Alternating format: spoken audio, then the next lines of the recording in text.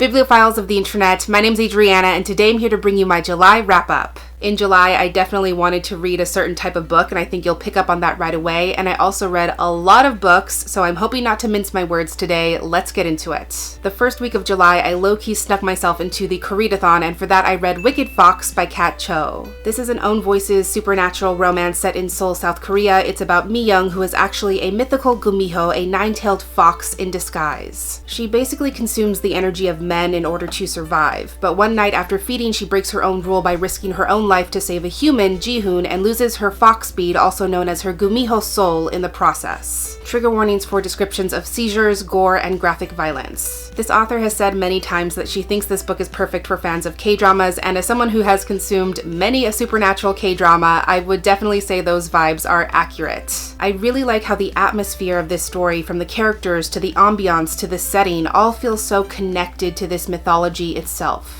I love the parallels between Mi-young and the moon and the parallels between Ji-hoon and the sun because they really embody that dark versus light dynamic and give each other that balance. I also really like that this story questions whether you become a monster because you make bad choices or because you delight in those choices. Overall, I found this to be a really captivating, thrilling urban fantasy. It's dramatic, it's angsty, it has that sweeping romance, and in the end, I gave it 4 stars. Next, also for the Readathon, I read Somewhere Only We Know by Maureen Gu. This is an Own Voices YA romance about 2 Korean teenagers in Hong Kong. The first is mega K-pop star Lucky, who's on tour and dying for a burger, and that's what causes her to give her security detail the slip, making her run into Jack. Now, Jack is an aspiring photographer, but he also takes paparazzi photos on the side in secret. He recognizes Lucky, and while they spend one unforgettable, reckless day together, he tries to secretly gain intel for an exclusive story before she figures him out. Of course, that plan is shot to hell when they both start feeling more than they expect. This is such a delightful romance, and as other folks have said before, if you like The Sun Is Also a Star by Nicola Yoon, then you will definitely like this. I found myself really swept up in this truly magical, wonderful, adventurous day that Lucky and Jack spend together. It's jam-packed with really special moments, it's spontaneous, it's flirtatious, it's everything I want. Both of these characters also come from artistic fields, and I think through sharing their experiences with the other person, they're realizing the necessity of hard work to achieve your dreams and the importance of taking risks. They're both at a point where they're playing it safe and staying within the realm of what they know works when they really want to outrun everyone else's expectations and do something new for themselves. Jack and Lucky are not just attracted to each other, they believe in the other person's abilities and the other person's right to happiness precisely because they don't know everything about each other's lives, and that's why they're able to give each other a much needed push. Lucky is also really transparent about the hardships aspiring idols face, especially in terms of diet and mental health, and I really respect that she's ready to pursue music on her own terms. My 2 little quibbles were Lucky's tendency towards antiquated outbursts and how both of these characters were thinking that this might be love after just one day, but I really enjoyed absolutely everything else about this book and I gave it 4 stars. After that, I read my first Christina Lauren book. I listened to the Unnie Mooners read by Deacon Lee and Cynthia Farrell. This is an adult romance with a Mexican-American heroine named Olive whose twin sister Amy has just gotten married only to have the seafood buffet at the reception make every single wedding guest horribly sick.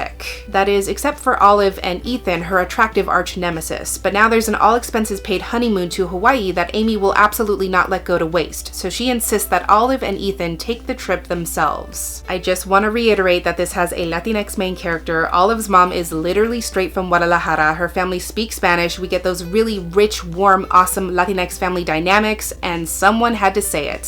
For me, this was a successful hate-to-love dynamic because the hate these characters feel actually stems from misunderstandings and misreading certain situations. Once they're able to confront that and have those conversations, they're able to have the romantic relationship they've always wanted. This story also explores the idea of luck versus chance, especially because Olive believes that she's cursed with bad luck and that bad things will inevitably happen if she's involved in any way. And being around Ethan and working through their issues is showing her that you have to trust the universe and you have to trust the foundation you've built, even when things get tough. And even though her luck seems to change when she doesn't get sick and she lands this all-inclusive free vacation, she still has to go through a lot of shit. That makes her realize that she has agency. She has to hold herself accountable because while a situation might be good or bad, we have to be responsible for whatever choices we make in that moment. I think Hawaii is also the perfect setting for this book because an all-inclusive romantic honeymoon getaway is the perfect playground for a romance writer because suddenly every little thing becomes fraught. There's so many wacky and or sexy fantasy situations to put these characters in, and it was just so much fun to read about. I would say the story is a little over the top at times, like I personally thought the epilogue was kind of overkill, and I wish we had gotten some more scenes on the island because I think it was important for the characters to explore that space before everything blew up in their faces, but I still really enjoyed this very much and I gave it 4.5 stars. Then I listened to Don't Date Rosa Santos by Nina Moreno, read by Elmari Guerra. This is an Own Voices YA romance about a Cuban-American teenager named Rosa Santos, and it's believed that the women in her family are cursed and that if they come into contact with the sea, the people around them will somehow get hurt.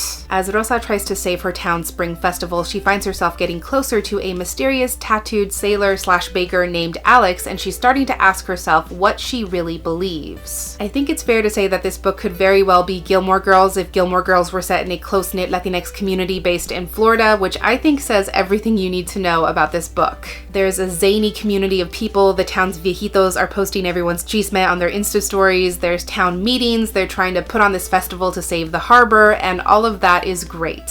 I also like that there's an element of magical realism or surrealism kind of sitting just beneath the surface, even if it's never said in so many words. There are these little inexplicable things that happen that do feel like superstition or magic. It's not a lot, but it's definitely a nod to Latinx literary traditions, and it's just enough. At its heart, this story is exploring what the Santos family believes to be a curse, this idea that bad things will happen to them and those they love if they come into contact with the sea, but Rosa is finally beginning to challenge that. To me, the real curse the Santos women are facing is the curse of withholding their burdens and their secrets and letting themselves be ruled by fear itself. There's Rosa's abuela, who keeps all her memories of Cuba locked away inside her heart, Rosa's mom, who's this wandering artist who always feels inadequate, and then there's Rosa herself, who's being faced with all these big decisions and new experiences, and she doesn't know how to share those things with her loved ones. And in my opinion, that curse of feeling placeless, of feeling unanchored, that curse of not being able to share their true selves, is the actual curse they're trying to break. My one minor hang-up is that this story is kind of split into 2 parts by this dramatic event, and that created a very distinct tonal shift. The first half is more about romance and organizing this festival and thinking about college, and the second half is much heavier and we get these broader strokes of self-discovery on Rosa's part. I like the second half, it definitely feels right for this story, but to me it just felt like the transition into that was jarring and a little bit rough. But this story still meant a great deal to me and I gave it a solid 4 stars. Then in a single sitting I listened to Hot Dog Girl by Jennifer Dugan, read by Brittany Presley. This is a queer YA summer romance about chronic by disaster Eloise, who's working her last summer at the local theme park before senior year because unfortunately the owner is closing the park. Also unfortunately, Eloise has been cast as the park's dancing hot dog once again, which is definitely harshing her vibes as she's trying to catch the eye of the park's dreamy diving pirate Nick, who also happens to have a girlfriend who is literally the princess of the park.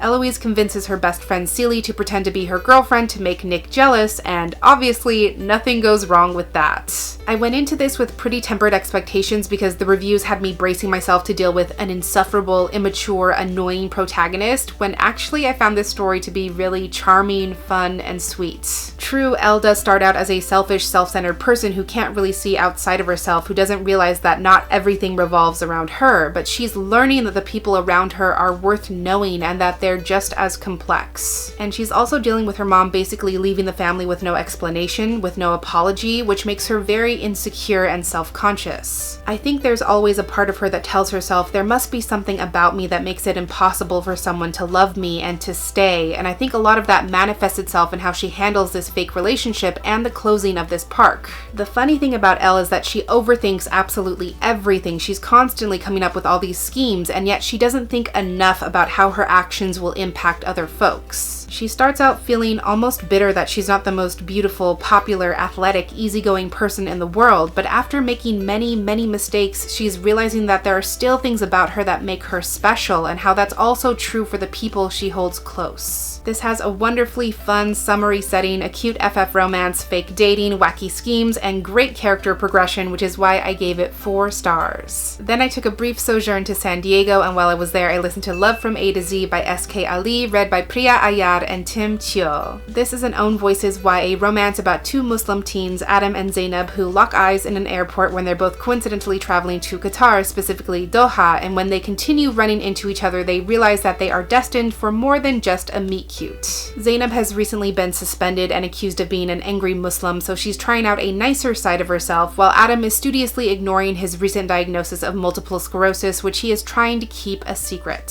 Some mild triggers for Islamophobia in the classroom, casual xenophobia, the invocation of slurs, mentions of cultural appropriation, brief discussions of rape and honor killings and also victims of war, exploration of parental death, and some brief descriptions of MS attacks. First of all, I highly encourage you to go watch SAAJID'S incredible Own Voices review of this book because I really agree with everything he says. As he mentions in that video, I really like that Zainab and Adam both represent justice and peace respectively, especially because in Islam those are two principal tenets. Adam actually converted to Islam because he wanted to emulate his father's never-ending search for clarity and peace no matter the circumstances. Zainab is fiery and passionate. She's incredibly outspoken on issues of social justice because as someone who wears the hijab, she doesn't have the privilege of looking away from those things. To have these two characters who embody these two different principles be in one relationship is a really powerful statement. And I like that they both have something to offer the other person in this relationship. Adam is allowing Zainab to open herself up to optimism and hopefulness while she is tempering his head in the clouds mentality with just a little bit more empathy and awareness. I also like that this story is about these two characters finding refuge from the world in this person who understands them and celebrates them and respects them in so many different ways. I personally don't think this story needs its occasional omniscient narrator or this gimmick of being journal entries donated in the interest of love, but I did really enjoy it and I also gave it 4 stars. Then I finally read From Twinkle with Love by Sandhya Menon. This is another Own Voices YA romance about 2 Indian American teens, the first being Twinkle, who is an aspiring filmmaker, and when her friend Sahil invites her to direct her own movie for a summer festival, she obviously accepts. Did she kind of think that doing this film would bring her closer to Sahil's twin brother and her longtime crush? Maybe, but the more she works with Sahil, the more Twinkle is realizing that romance does not follow any script. Honestly, Sandhya Menon does it again. She just really has my heart, and I feel like as a mega fan of the Princess Diaries series, I was always predisposed to love Twinkle's vibrant voice and this energetic journal entry format. I love talking about parallels, and there are some great ones here between Twinkle and Sahil and how they both feel like they need to prove that they're enough.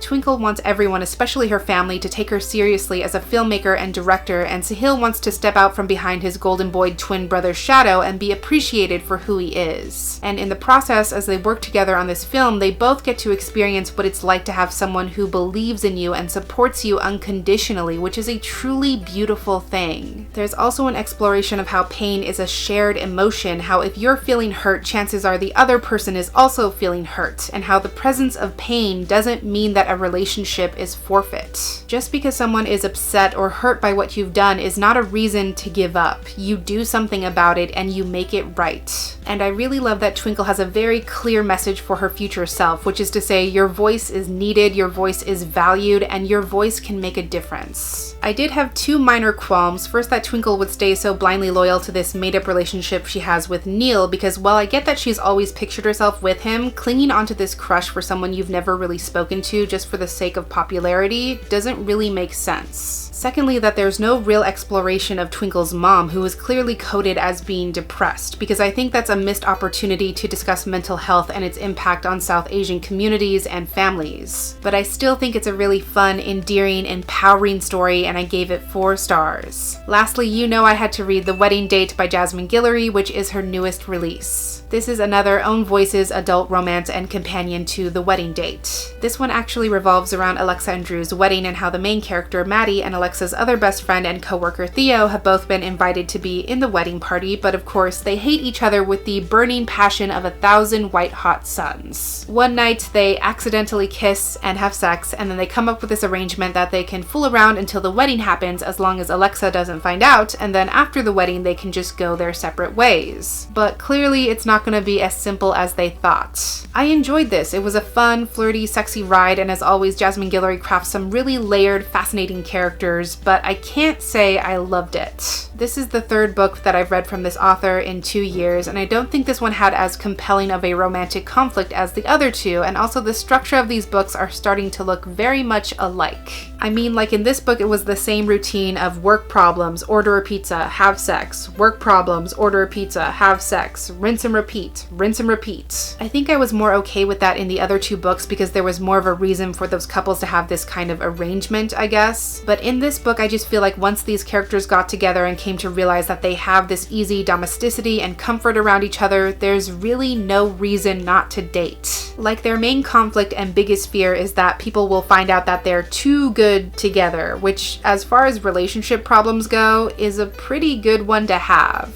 Honestly, I don't want Jasmine Guillory to ever stop writing these sexy takes on arrangements gone wrong type relationships because she does that so well and she does a great job of creating personal conflict outside of the romance, but I also want to see more from her plots. So yes, I did enjoy this one, but some parts of it did fall flat for me, so I gave it 3.5 stars. I did read some more books in July for the reading rush, like Some Places More Than Others by Renee Watson, The Princess Who Flew with Dragons by Stephanie Burgess, The Lady's Guide to Celestial Mechanics by Olivia Waite, as well as 2 more comics, and my extensive thoughts on those books can be found in my last reading vlog, so definitely check that out. But at long last, those are all the books I read in July. As always, if you read any of them yourself or if you would like to, meet me in the comments and let's discuss. But that's everything I have for this wrap up today. Thank you so much for watching this video. I really hope that you enjoyed it, and I'll catch you on the flip side of the page. Bye!